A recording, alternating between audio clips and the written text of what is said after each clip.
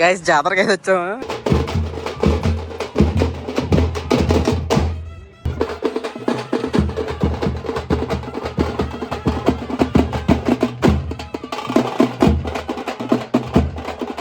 ఎవడన్నా సరే వీని పట్టుతో అందరూ చెప్పేస్తారు డిజైన్ లో.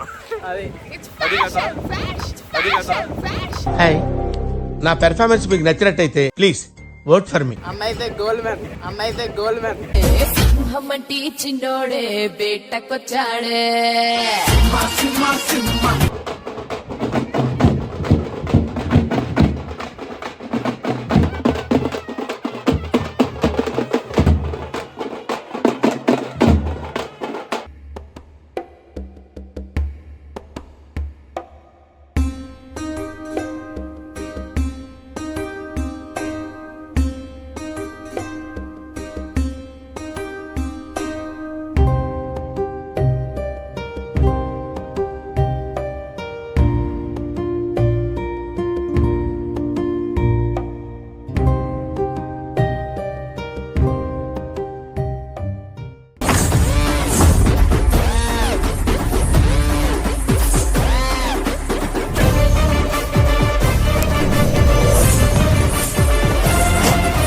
Hi guys, welcome back to channel. ఈరోజు చిన్న ఊర్లో జాతర అంటే ఇన్వైట్ చేస్తారు మా ఫ్రెండ్ వాళ్ళది. సో అక్కడ వచ్చాం. ఉదయ్ గడ్ అయితే అక్కడ ఉన్నాడు. బయట సాంగ్ పోతుంది, ఆ సాంగ్ క్యాప్చర్ చేస్తే కాపీరైట్ అయిపోతుంది. కార్లో కూర్చొని వీడియో వేస్తున్నాను. సో ఇక్కడ నుండి కంటిన్యూ చేద్దాం. జాతర ఎలా ఉంటుందో ఎంజాయ్ చేద్దాం. గైస్ జాతరకి అయితే వచ్చాము. అన్న కత్తులు కొన్నాడు. ఫస్ట్ నిన్ను వేస్తారా? నిన్నే ఫస్ట్ వేసేది. గైస్ కనిపిస్తుంది కదా లెజెండ్ బాలయ్య.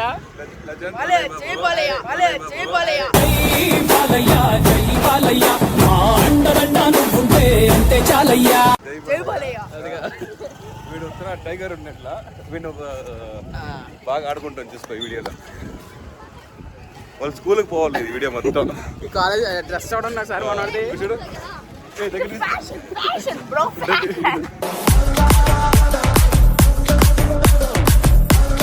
ఎవడినైనా సరే వీడు బట్టలతో చంపాయి కదా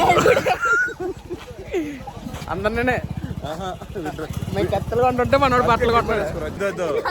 వీడిని చూసుకో. ఎవడన్నా సరే వీని బట్టలతో అందరూ చెప్పేస్తారు డిజైన్ లో. అది కదా. హాయ్, నా పెర్ఫార్మెన్స్ మీకు నచ్చినట్టయితే please vote for me.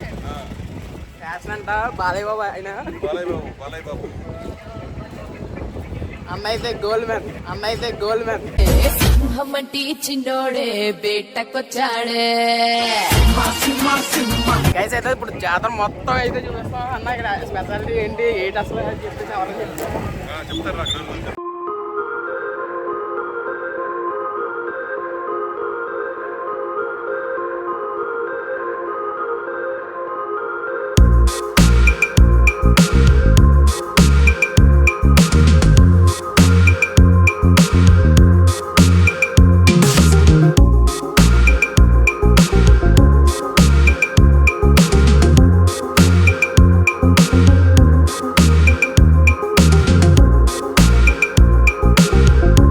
Guys అసలు వీడియో అని చేస్తారు పారిపోతున్నారు. వీటిని కీలుగు అంటారంట.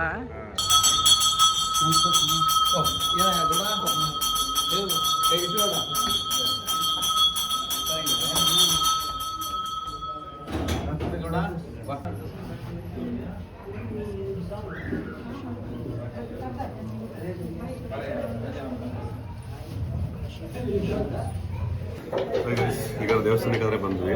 ಇಲ್ಲಿ ಪುರೋಹಿತರು ಹೇಳ್ತಾರೆ ಈ ಜಾತ್ರೆ ಹೇಗೆ ನಡೀತದೆ, ಹೆಂಗೆ ನಡೀತದೆ ಅಂತ. ಸೊ ಅವ್ರ ಕಲ್ಲೇ ಮಾತಾಡ್ತಾರೆ, ಹೆಂಗೆ ಮಾತಾಡ್ತಾರೆ ಏನು ಅಂತ. ತುಂಬ బిజీ ఇదారా అంటే ఈ టెంపుల్ గురించి వాళ్ళతో మాట్లాడిస్తాం చెప్తాను. దీని గురించి ఏమి చెప్తాను. ఈ జాతర ఎందుకు జరుగుతుంది, ఏమి ఇక్కడ ఏం విశేషం, ఇక్కడ కూలి ఏదో వస్తుందంట. సో కనెక్షన్ చెప్తాను. చిరుత వస్తుంది. ఇప్పుడు ఈ టెంపుల్ గురించి మొత్తం అంతా చెప్తారు వీళ్ళు. శ్రీ గురుభ్యో నమః. హరి ఓం.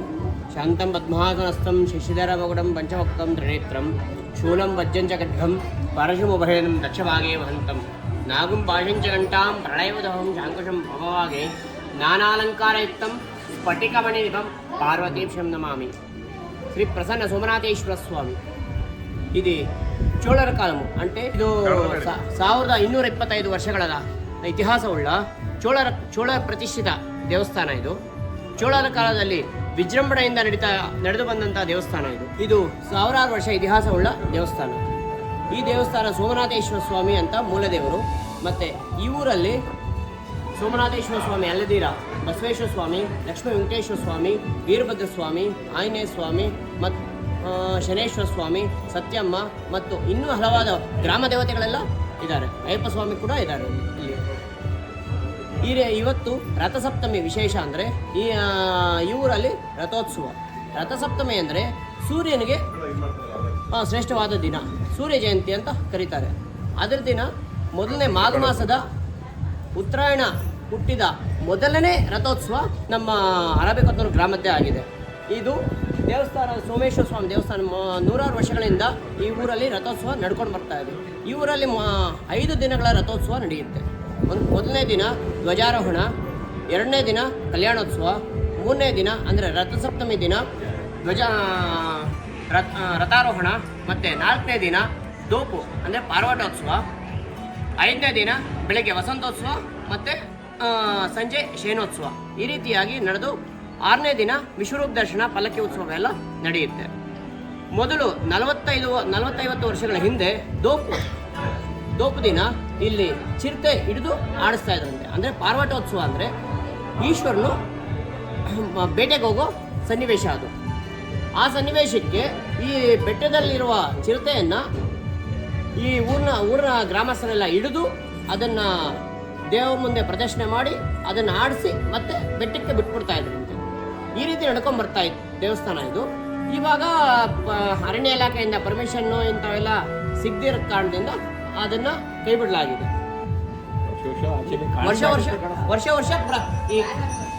ಈ ಇದರ ರಥೋತ್ಸವದ ಕಾರ್ಯಕ್ರಮದಲ್ಲಿ ಈ 5 ದಿನದ ಕಾರ್ಯಕ್ರಮದಲ್ಲಿ ಯಾವುದೋ ಒಂದು ದಿನ ಬಂದು ಚಿರತೆ ಕಾಣಿಸುವ ಪದ್ಧತಿ ಈ ಊರಿನಲ್ಲಿ ಇದೆ.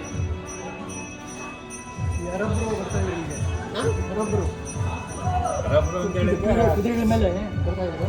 ಇತಿಹಾಸ ಪ್ರಸಿದ್ಧ ಸ್ಥಳ ಇದೆ. ಹೌದು, ವೀರಗಲ್ಲುಗಳಿವೆ. ಹೌದು, ವೀರಗಲ್ಲು 25 ದೇವಸ್ಥಾನಗಳಿವೆ. ಬಹಳ ವಿಜೃಂಭಣೆಯಿಂದ ಭಕ್ತಿಪೂರ್ವಕವಾಗಿ ಮಾಡ್ಕೊಂಡ್ಬರ್ತಾ ಇದೆ ಬಹಳ ವರ್ಷಗಳಿಂದ.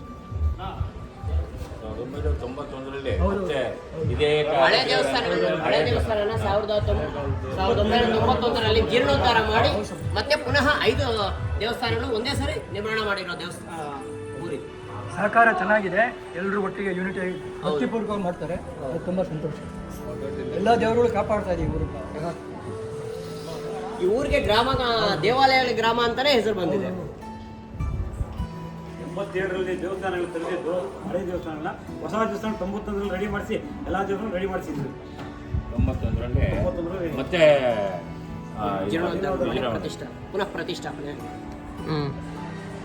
ಈಗ ಹೊಸದಾಗಿ ವೀರಗಲ್ಲನ್ನು ರೆಡಿ ಮಾಡಿದ್ದಾರೆ.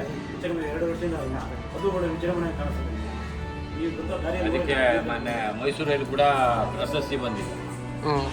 ದಸರಾದಲ್ಲಿ ಕೋಲಾರ ಜಿಲ್ಲೆಯಿಂದ ಇದನ್ನ ಇದು ಮಾಡಿಬಿಟ್ಟು ಅಲ್ಲೇ ದಸರಾದಲ್ಲಿ ನಮ್ಮ ಇದಕ್ಕೆ ಪ್ರಶಸ್ತಿ ಕೂಡ ಬಂದಿದೆ.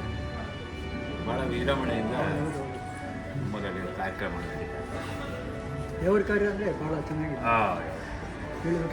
ಊಟದ ವ್ಯವಸ್ಥೆ ಎಲ್ಲ ಕೂಡ ಮಾಡಬೇಕು. ರಥನೂ ಅಷ್ಟೇ. ಅದು ಹೊಸದು ಮಾಡಿಸಿದ್ರು 91ನಲ್ಲಿ. 91ರಲ್ಲಿ ಹೊಸದು ಮಾಡಿದ್ರು. ಆದರೆ ಹಳೆಯದು ರಥನೂ ಇತ್ತು. 100 ವರ್ಷಗಳಿಂದ ರಥೋತ್ಸವ ಕಾರ್ಯಕ್ರಮ ನಿಲ್ದಿರ ನಡ್ಕೊಂಡ್ಬರ್ತಾ ಇದ್ದಾರೆ.